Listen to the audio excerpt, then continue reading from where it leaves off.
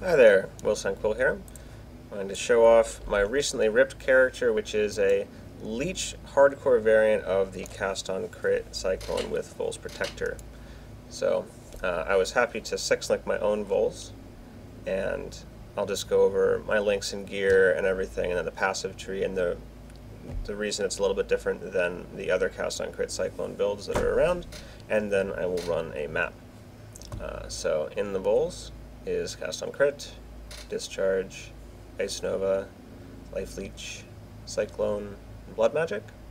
I've opted to go for an alpha's howl because as there's a lot of one of the only ways this character can really die is to stop attacking and stop leeching, and certain things like, for instance, Mervale and Necropolis or the Ice Beyond guy, they can really cause problems. So if you can afford to lose the crit and the attack speed from Rat's Nest, Alpha's Howl is a great choice. Also, Alpha's Howl gives the additional reservation, which allows for some interesting leech tricks with heralds. So in my Alpha's Howl I have Herald of Ice, Grace, Reduced Mana, and Life Leech. So the Life Leech from the Herald of Ice explosions is pretty significant. And I also have Herald of Thunder, Lightning Pen, Life Leech, and Reduced Mana. So Herald of Thunder is also leeching, and Lightning Pen makes it do a pretty substantial amount of damage. If you don't have Alpha's Howl, you can't run Lightning Pen in it, which isn't as a huge deal, but it's still significant. I also crafted my own Vagan dagger. It's kind of misunderstood what this does, the whole hits can't be evaded thing. It's pretty much exactly like Resolute Technique. You know, your hits can't be evaded, but you can still crit. And the way that crit works in this game is it works with hit as well. So, there's two rolls for crit. You have to hit, and then there's an additional roll for crit. So, if you were making a crit character, it's very beneficial to have a very high chance to hit. And in order to achieve that, you need a lot of accuracy. Accuracy on your jewelry, accuracy, from, the tree, in various places.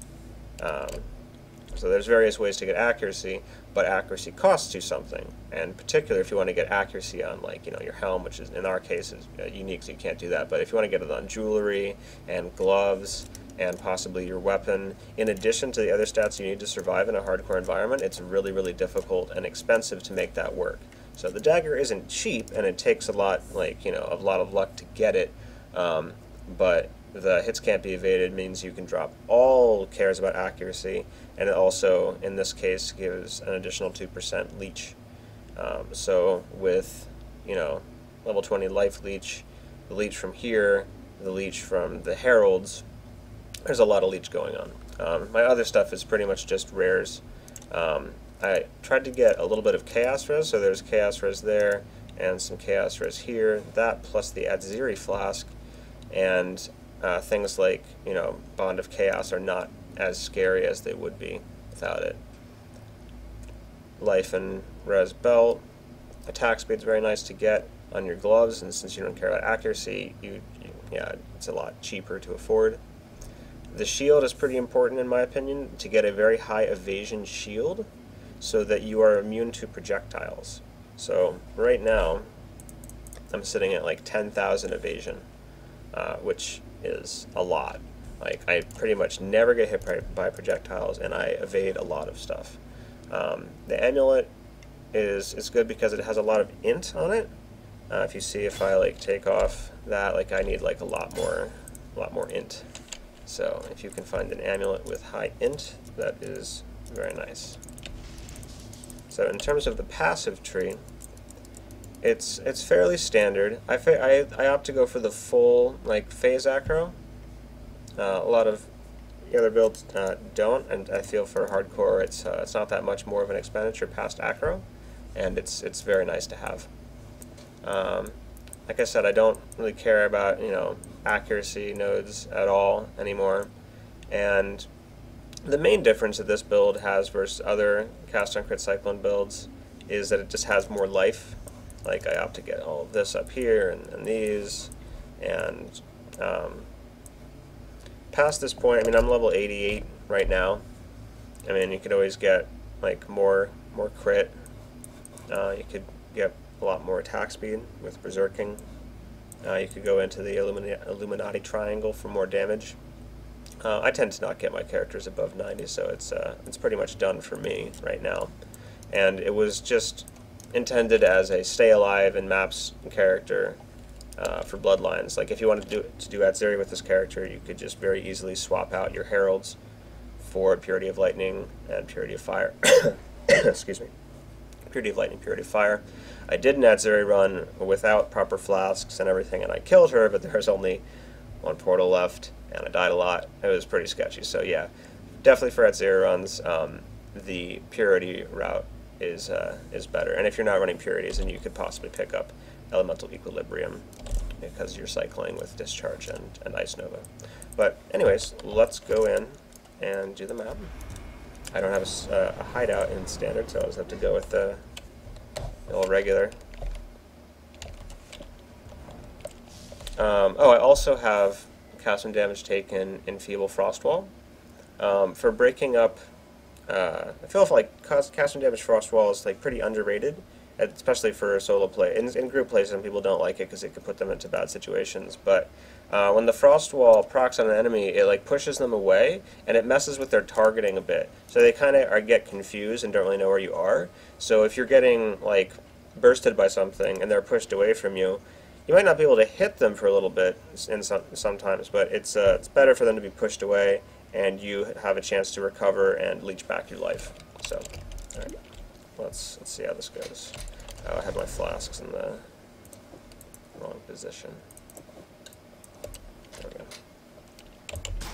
And life swap, weapon swap to Bright Beak with Leech Slam for movement. And Vol Grace and Vol Haste in my shield.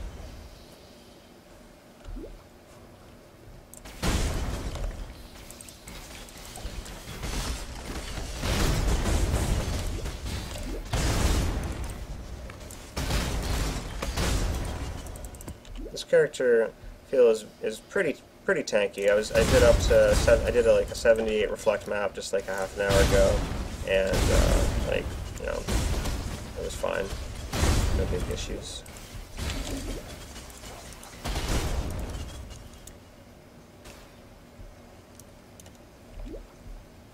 Pretty much the only thing that the character really, like, is vulnerable to is large physical burst. I mean, if I don't get one shot, I'm usually okay. But things like the Beyond Leaper guy, I pretty much don't do that because I can't be physical immune for the whole time. Yeah, as you see, it goes through very nicely. I'll turn on Vol Haste, move around a little faster.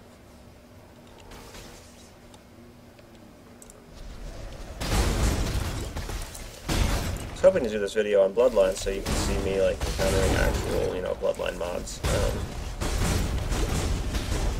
But you know, with Topaz Flask and Alpha's Howl and everything, it's not really that bad as long as you pay attention. I mean, like Frost Bearers and you know, all those little bomb dropping guys, they can kill you for sure. All right, so this is double boss. Let's see how Vol Grace, Vol Haste.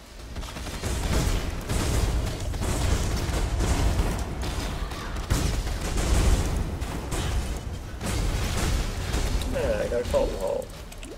Back dead.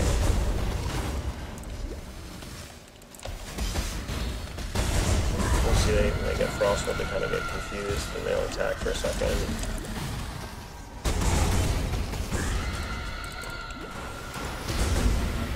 I wonder if I got twice the amount of, like, ice smoke things in here. I should have used a Sapphire Flask. I'll probably die switching. Oh, alright.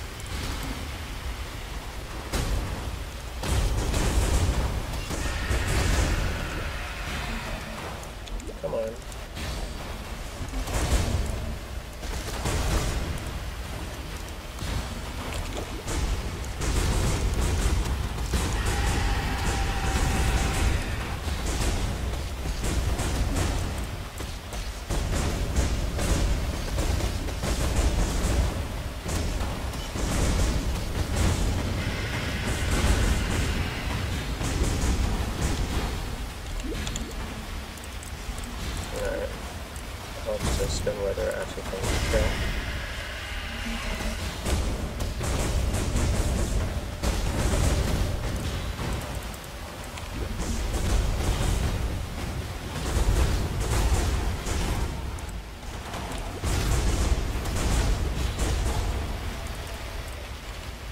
both of them?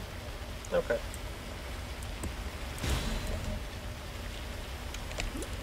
So yeah, I don't really feel it's necessary to run through the rest of the map. I mean, there's also a cast and damage taken regular setup in here, but that's pretty boring.